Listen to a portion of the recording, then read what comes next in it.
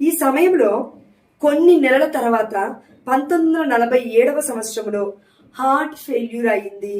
అంటే heart attack అంటాం కదండి, అలా కొన్ని సిమ్టమ్స్ ద్వారా విపరీతమైన గుండె నొప్పితో బాధపడుతున్న సమయంలో తన తల్లి, అదేవిధంగా అక్కడ మరి ఆ యొక్క సభలో పనిచేస్తూ ఉన్న మఠకన్య స్త్రీలు పెరీనా గిల్ గారిని తీసుకువెళ్ళి హాస్పిటల్లో జాయిన్ చేశారు, ఆసుపత్రిలో వేశారు.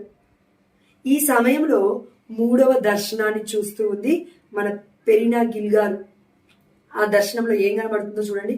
మొదటిసారిగా sister Maria crucified of the Roja గారు కనబడ్డారు.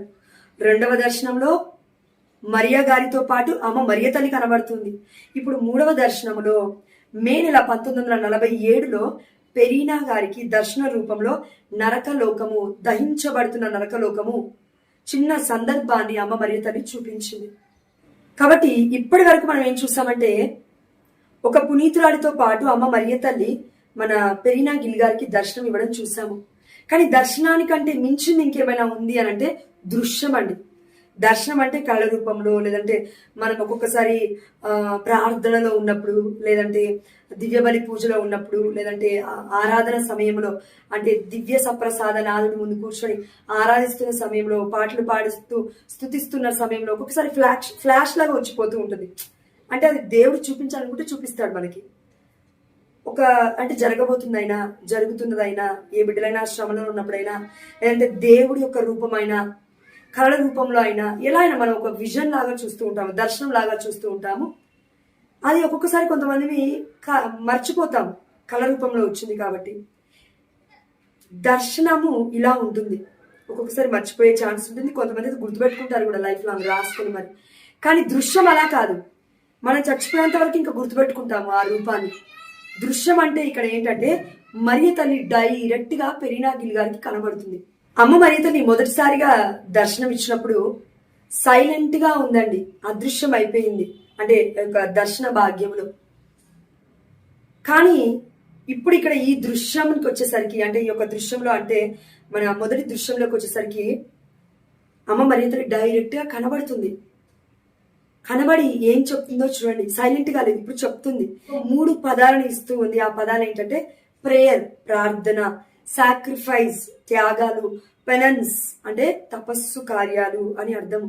ఈ 3 కూడా పదాలను ఇస్తూ ఉంది అమ్మ మరియ తల్లి మన పెరీనా గిల్ గారికి.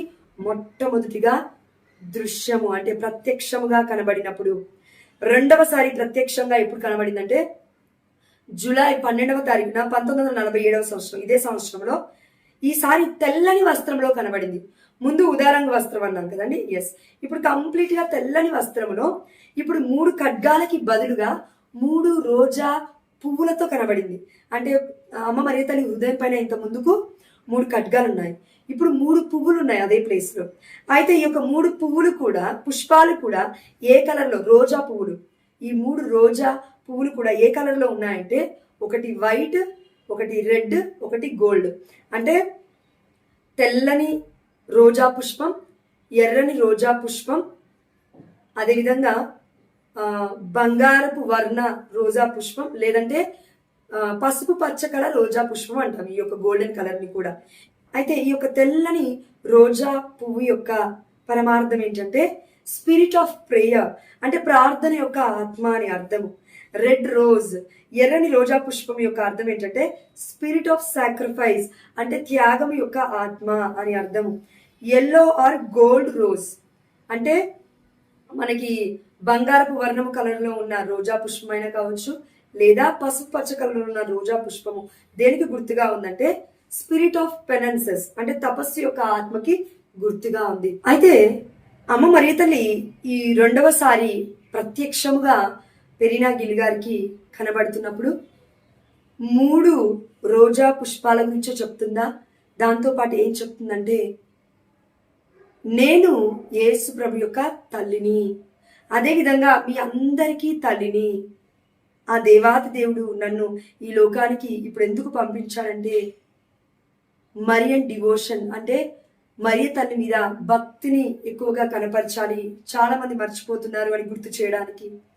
అదేవిధంగా మన మఠకన్యా స్త్రీలే కానివ్వండి, గురువులే కానివ్వండి, డీకన్ బ్రదర్సే కానివ్వండి, క్లర్జీ మన కనతరైన కథోలిక శ్రీ సభలో ఉన్న బిడ్డలందరూ ఎవరైనా కానివ్వండి, మేల్ అండ్ ఫీమేల్ అంటే మన లే పీపులే కానివ్వండి, ఇంకెవరైనా అమ్మ మరియ తల్లి పట్ల ప్రత్యేకమైన భక్తిని కనపరచాలి. మిస్టికల్ రోజ్, దేవరహస్యము గల రోజా పుష్పమా అని మనం ప్రార్థించడం ద్వారా అమ్మ మరియ తల్లికి గౌరవాన్ని చేకూరిన వారం అవుతాము.